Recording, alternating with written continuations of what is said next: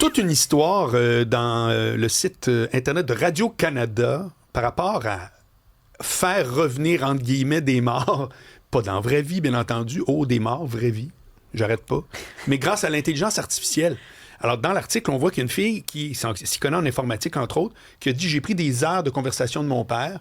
J'ai fait en sorte que ce soit, je vais prendre un vrai terme informatique, crunché. » C'est un vrai terme, Oui. un petit anglicisme, mais Oui. quand même, en voulant dire que il va tout ramasser ces Oui. données-là. Et puis, tout à coup, je jase avec une voix qui est à peu près identique à celle de mon père. Mais qui est l'intelligence artificielle. Voilà, ça se peut-tu? C'est quoi le futur de tout ça? Parlons-en avec la docteure Christine Groulx, qui est psychologue et neuropsychologue et ex-présidente de l'Ordre des psychologues du Québec. Ça fait beaucoup de psychologues, ça. Bonjour, Christine. Bonjour. Comment on gère ça? Parce que, bon, cette femme-là a fait le test, puis à un moment donné, on sentait la confusion entre elle ne parle pas réellement à son père, ça reste une intelligence artificielle. Comment on va gérer cette situation-là auprès de ceux qui sont en deuil, finalement? Ben, écoutez, je pense que le fantasme de faire revivre quelqu'un qui est disparu, il est universel, puis il date il date de temps immémoriaux. C'est-à-dire que, puis il y a certains films qui en témoignent, là, tu sais, quand on voit Mon fantôme d'amour ou quand on voit toutes sortes de films comme ça. Ben oui. Il y a toujours ce fantasme de dire que la personne, quelque part, elle disparaît pas vraiment, puis on voudrait être capable de la revoir, puis on voudrait être capable de lui toucher, que ce soit à travers quelqu'un, à travers un médium ou à travers l'intelligence artificielle. L'intelligence artificielle nous apportant maintenant d'autres possibilités. Les enjeux de ça, c'est que quand on perd quelqu'un qu'on aime, il y a une peine qui est incroyable, qui est épouvantable, puis il y a un vide qui est tout aussi difficile à assumer. Mais après ça, bien après ça, il y a une étape de reconstruction. Puis dans cette étape de reconstruction, on se répare, si vous voulez, on pense nos plaies, puis on garde la personne et dans notre mémoire cognitive et dans notre mémoire affective, c'est-à-dire qu'elle reste dans nos souvenirs, dans nos références, dans notre vécu partagé. Quand on veut faire revivre quelqu'un par le biais de l'intelligence artificielle, on essaie d'éviter le vide, justement, ou la peine, mais on empêche aussi quelque part la reconstruction. Ouais. Ça, c'est le premier enjeu. Puis l'autre enjeu, c'est que la personne qu'on perd, elle cesse d'évoluer. Donc, elle arrête d'évoluer. Puis la relation qu'on a avec cette personne-là, elle arrête aussi d'évoluer. Elle est C'est vrai. cristallisée dans le temps. Ce qui fait que ça n'a rien à voir avec la relation. Imaginez-vous quelqu'un, par exemple, qui perd son fils à 12 ans, puis qu'il perd quand il en a 40, puis à un moment donné, quand il en a 60, il parle toujours à ce même fils de 12 ans Ouais. qui n'a pas grandi, qui n'a pas évolué.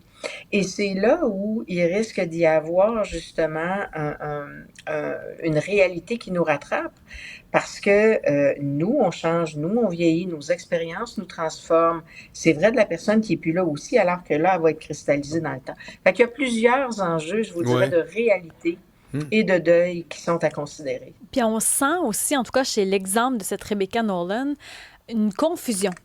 À un moment donné, on est confus par rapport à ça. Mais on est confus parce que, puis encore là, vous savez, on a tous une capacité puis des ressources psychologiques. Puis la réalité subjective, elle varie d'une personne à l'autre. Je veux dire, la réalité subjective, ça n'a rien à voir avec une réalité qui est très, très, très terre à terre. Et il y a des gens qui ont un contact avec la réalité qui peut être plus précaire que d'autres, puis il y en a qui ont des réalités plus fantaisistes que d'autres. Et là, les gens vont varier beaucoup. C'est pour ça que quand on perd quelqu'un, il y a des gens qui vont interpréter des choses comme des signes, il y a des gens qui vont être beaucoup plus terre à terre, qui vont dire non, ça n'existe pas. Alors, l'intelligence artificielle ne fait qu'ajouter à la possibilité, justement, de multiples réalités qui vont se configurer autour de nous. Mais effectivement, il faut faire attention parce que ça semble tellement vrai que, à un moment donné, la personne, dépendamment de son âge aussi, peut devenir un peu confuse. Puis ça se peut-tu qu'ultimement, ça empêche littéralement de faire un vrai deuil? Bien, clairement.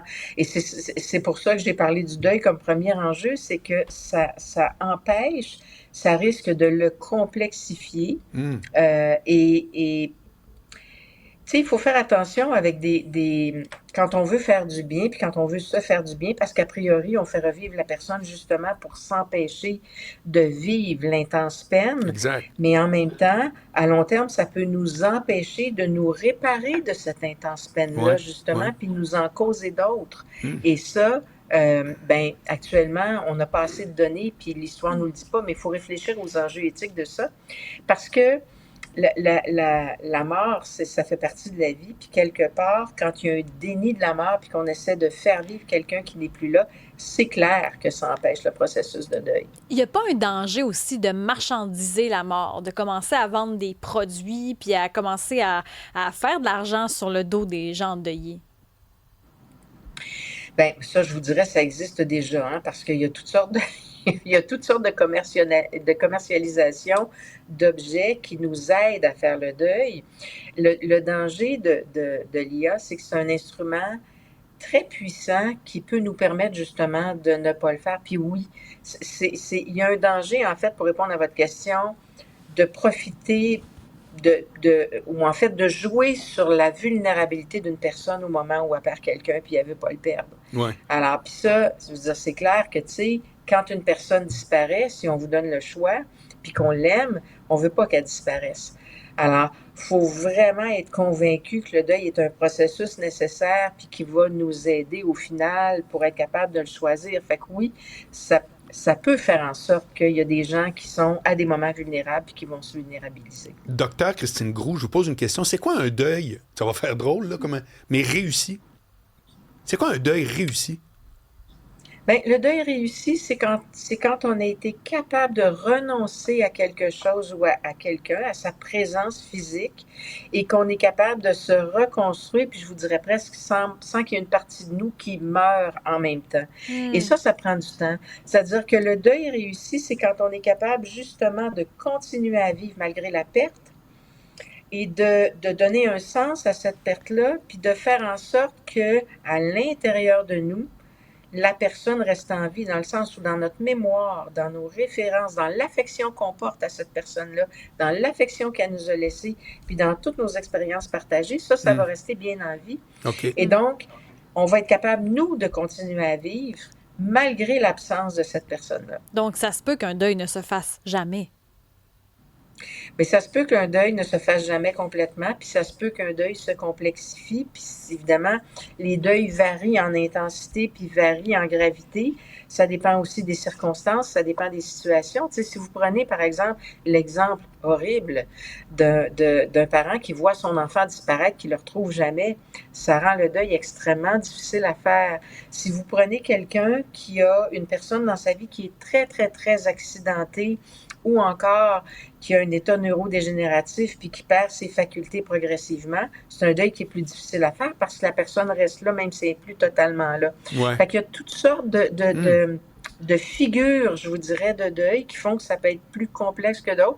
Puis des fois, quand une personne est dans une période de sa vie où elle fait beaucoup de deuil en même temps, ça aussi, ça peut complexifier le deuil.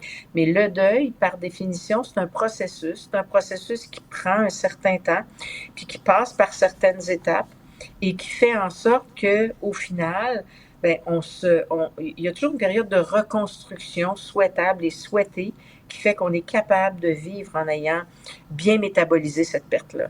Merci beaucoup, Dr. Christine Groux, psychologue, neuropsychologue et ex-présidente de l'Ordre des psychologues du Québec. Bonne journée, bye. Salut. Ça m'a fait plaisir, au revoir.